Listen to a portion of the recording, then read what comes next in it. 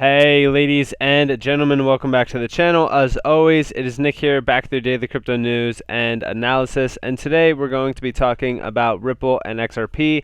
As you guys already know, very extremely bullish on this asset long term and even short term. During this bear market, I'm going to be loading up as much XRP as I possibly can at a discounted price. Of course, when we're talking about the bull run, I'm very excited to see those returns. There's a lot of talks about seeing major percentages. We're going to be talking about that. We're going to be addressing it as well in this video. So with that being said, sit back, relax. If you guys do enjoy daily crypto content, definitely hit that like button. Also subscribe and turn notifications on if you guys haven't already. And let's jump into this. So, first and foremost, year to date, XRP is up 371%. That's absolutely nothing. When we're talking about the year-to-date percentages throughout this entire market, look at some of these percentages. Of course, Phantom has dropped it a little bit, and a significant amount, of course. Same with even Axie, 23,000, almost 24,000% up though. Year-to-date, we see 15,600, 10,700 almost. We see 10,200. I mean, these percentages are absolutely ridiculous if you think about it. And even on the 24-hour, a lot of these are up significantly in percentages as well. We're seeing 148, 91, 54, 54, 49, and so forth. So, some of these, even on the 7-day span, have done more percentages in pumps than XRP, which is funny to say the least. And I know that a lot of people are probably not thinking that it's funny, but it's funny to say because when we're talking about the 2017-2018 bull run for XRP, we know that the percentages were significant. So are we going to be expecting a repeat of those percentages and, possibly see, 10,000 plus % from our current price points? We're going to be talking about it. So with that being said, before we fully jump into this video, I just want to let you guys know, if you guys do want any other, content like my personal exit strategies, all that kind of stuff, you guys could do so on NCashOfficial.com. This is where I upload pretty much very in-depth content on, learning strategies and all that kind of stuff. I also have an Ultimate Crusader trading bundle pack that includes pretty much everything for one solid price, as well as all future products for free. So pretty much this is an unlimited, deal for all future content to really kind of be included for a free price. So if you guys are interested to that, you guys can check it out on NCashOfficial.com.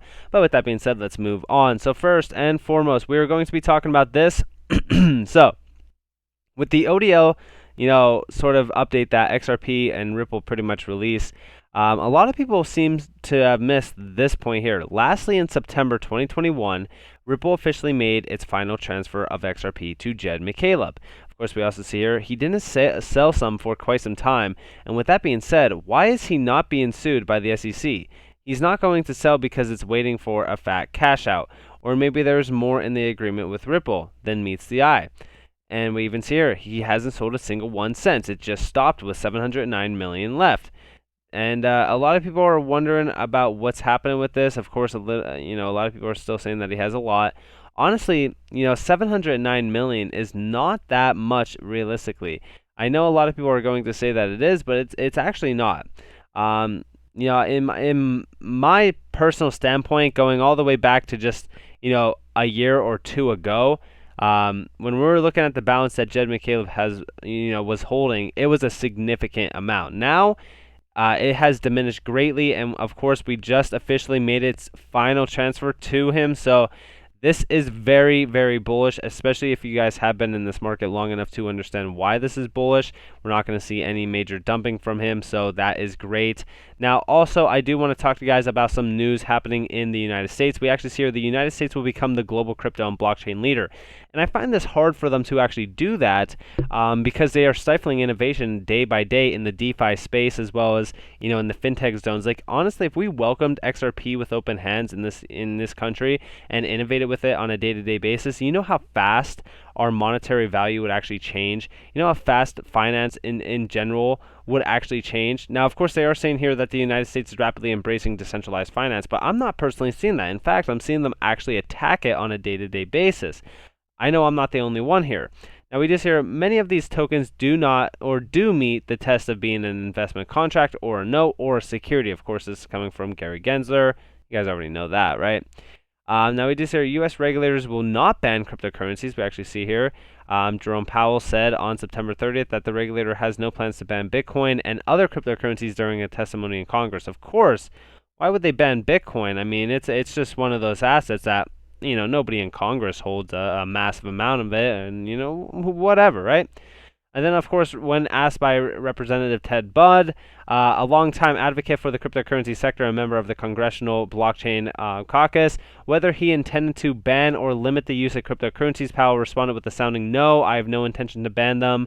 And yeah, I mean, overall, I'm not too worried about banning. That's not my thing. And of course, we do see here the U.S. allows crypto as adoption increases.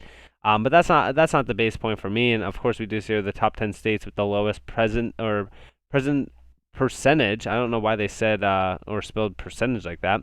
A population that owns crypto. So, there's not a lot of people who are actually holding crypto in many of these states. In fact, the top 3 are California, New Jersey, and Washington, with New York coming in 4th. So, a lot of these states are not holding a lot of crypto assets, and this also goes to show you how much people are in crypto. Like there's not that many people within this space, and a lot of people holding crypto. But I talk about this because they're talking about Ethereum and Bitcoin, and of course they're mentioning those, and those are going to be the spotlight. But the funny thing about this is that this could easily be avoided in terms of the idea that they're not going to ban cryptocurrencies. No, that's not the base point behind this at all. In fact, they're saying, or limit the use of cryptocurrencies, of course. But in my opinion, I think that they're going to try to regulate them fully down to a point where they could actually control it. And I think that is a big problem. In fact, we're seeing a lot of that in the DeFi space, because the DeFi space is what their focus point is actually on, because it takes power away from decentralized governments. Now, of course, we also see here U.S. Senator Hagerty to CFPB director, don't stifle crypto innovation. The conversation occurred at a banking committee meeting with Consumer Protections Director Rohit Chopra. Now, this here, digital ledger technology offers a tremendous amount of promise in terms of financial innovation and inclusion.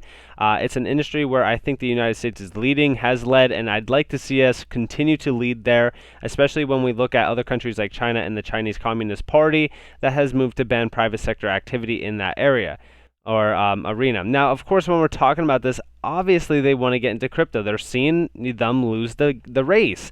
That's always been the base point behind crypto. I've always said since day one, once they do see the idea of them losing power in the fintech points, because of them stifling innovation, they're going to jump on the idea of pretty much no longer stifling innovation and accepting it for what it is and not trying to change it at all. I think that we are going to get to that point. And of course, they're talking about DLTs. DLTs offer incredible amounts of value. And honestly, when we're talking about the promise that they could deliver, it is astronomical, especially when we're talking about assets like even HBAR or even the XRP ledger. Now we also see here, great to see Ripple as when top blockchain companies became unicorns, listed as in a presentation by BNB Mellon, digital assets from fringe to future, when top blockchain companies became unicorns. And of course we do see here Ripple at or on 12/19. So obviously Ripple is a massive unicorn. I've always said it, and I will continue to say it. Now this is December of 2019, just so you guys know. And when we're talking about what Ripple is really kind of doing, I think that the future is very, very bright for what, the ODL service will kind of grow to become. That ODL service is going to continue and continue and continue to get innovated with and accepted with. And I'm very excited for the adoption to really kind of unfold here. But this is also great to see. Now we also see here SBI Africa leasing cars to Uber drivers, for example, and then receiving weekly payments. Looking forward to use Ripple's XRP to do the payment, getting to 10 trillion yen as quickly as possible, or $87 billion. And if you guys did listen into this at all, I'm personally not going to play it because I'm going to save you guys the time. But essentially, we do see someone talking about pretty much utilizing XRP technology in this major Africa leasing cars scene for Uber drivers.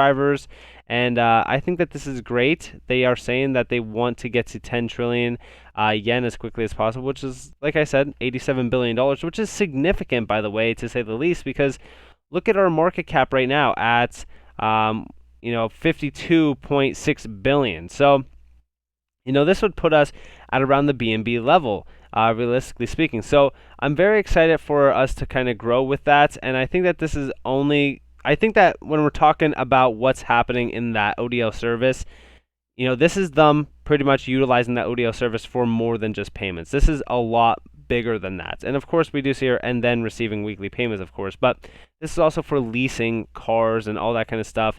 That ODL service with XRP is mainly utilized for payments, but it could also prosper into other markets, as I discussed further on this channel.